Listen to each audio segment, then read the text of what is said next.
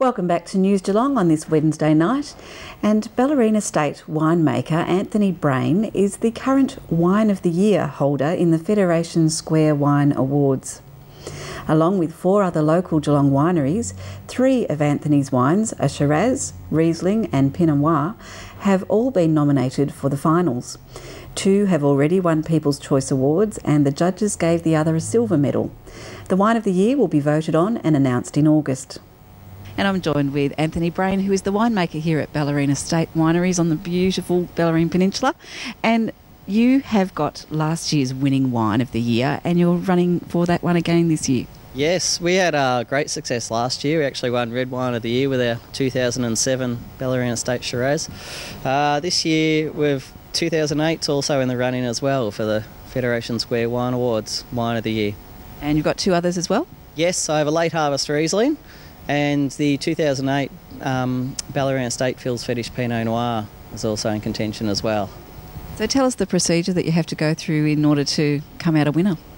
Okay, there's 2 different streams of judging. There's judging by the public. It's a great event. They've had over 6,000 people through for this year for the series.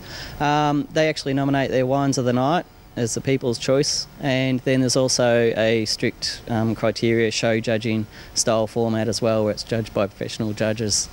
So different wine regions are entered each month, and the finals in August? Yes, believe it's the first week of August, and it's generally a pretty good night. It's a 2-day event. There'll be the 2-day tasting, and then at the end of the 2 days they do the formal awards Wine of the Year, and it's quite a good shindig actually. So what makes a good wine, Anthony? Oh, look, got to start with good grapes. We've got a great vineyard out here, and we have really good grapes that come into the winery, and then the winery, it's just about respecting the product and giving them a bit of love and care and attention. Well, we wish you all the best, and hopefully you can be Wine of the Year again this year. Fingers crossed. Thank you very much. The Ballerina Football League are looking forward to the future at Spring Creek Reserve in Torquay, home of the Torquay Tigers. They will be hosting the VFL Grand Final. Ian Nichols spoke with President Ross Henderson. This is the Spring Creek Reserve, the home of the Torquay Tigers in the Ballerina Football League. And they're pretty excited about things that are happening this season and maybe beyond. Very ambitious plans to, down the track, perhaps host a VFL game here, but more importantly, this year's grand final. We're speaking with the President, Ross Henderson. Well, first of all, congratulations are in order to the Torquay Football Club. They've won the grand final of 2010, and I would say a very proud President, Ross Henderson. Yeah, thanks very much, Ian. Yeah, we are very proud to host the grand final again for season 2010. Fingers crossed the weather will be kind to us, and whoever actually makes that grand final, I'm sure will put on a very good show. We're here on a wintry but sunny day, and you can see the ground is various colourings. You're saying by grand final day it's going to look absolutely beautiful, that grass out there? We hope so. I mean, the council, Surf Coast Shire, have committed to putting some work into it over the next 4 to 6 weeks, and we're hoping with some kind weather that the grass will green up and it'll be in pristine condition, ready to go. Now, looking to the future, Ross, you've got an ambitious plan with a lot of help from local government, of course, to perhaps upgrade this facility here considerably, particularly with lighting, and possibly be in a position to host, down the track, a VFL game on this oval here. That's correct, Ian. We've had some long talks with council and a couple of the different departments in government. We've had them go through the facility and we've looked at where we possibly need those upgrades, but more importantly, the growth of the town. We've got close to 1,000 members in football, from the Oz kickers right through to seniors, and we believe that we're looking at a future plan where we can redevelop the facilities and look for that to cater for the growth over the next 5, 10, 15 years. At Spring Creek Reserve, Torquay, this is Ian Nichols for News Geelong. Thank you, Ian. And last Friday was the unveiling of the new $8 million theatre and sports complex at Kadena International College, the Katsumata Centre. The innovative design allows the centre to transform from a sports venue into a performing arts centre. A mobile telescopic theatre seating system, unique in Victoria, can be rolled out within minutes. The Katsamata Centre also includes a gymnasium, weights and spin room and judo facility, and a dance studio. The new centre is dedicated as a tribute to the vision and philanthropy of the Katsamata family. The guest of honour, 96-year-old Mrs. Katsamata, travelled from Japan for the opening ceremony. And we're here at Kadena International College with the very exciting opening night of the Katsamata Centre, joined with Mr. John Goodfellow, the principal. Can you tell us about this wonderful complex?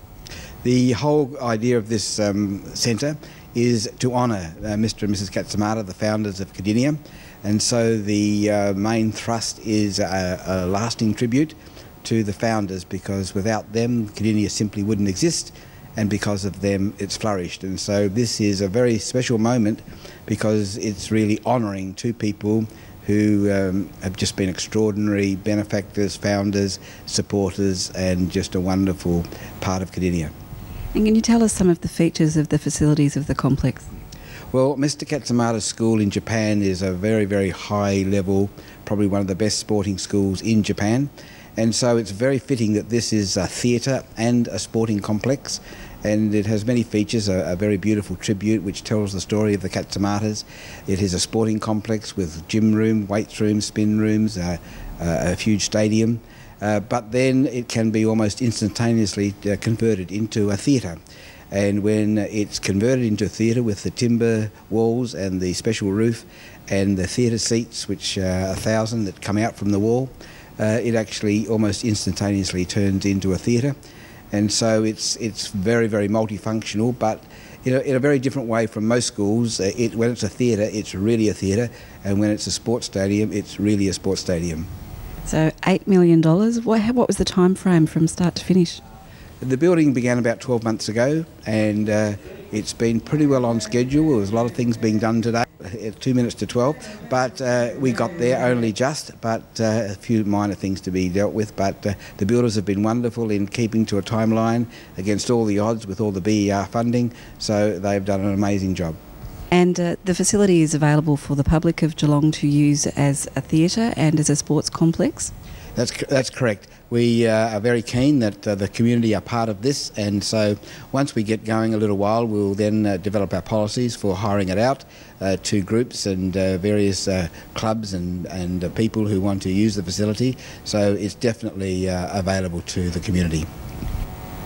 The 2010 UCI Road World Championships moved a step closer this week as the site works commenced at Queen's Park for the construction of the temporary Bailey Bridge. This existing single-lane Queen's Park Bridge is too narrow for the race. The specifications by the UCI governing body is a minimum of 6 metre wide road to accommodate the race. A Bailey Bridge is a style of bridge commonly used by the military and road authorities where a low-cost river crossing is required. It will be assembled on site from prefabricated components and installed north of the existing Queen's Park Bridge. After the race, the bridge will be disassembled and removed from the site and it returned to its original condition. Queen's Park Road and the existing bridge will remain open throughout the works. This is News Geelong on this Wednesday evening as we go to a break and return with sport and weather after this.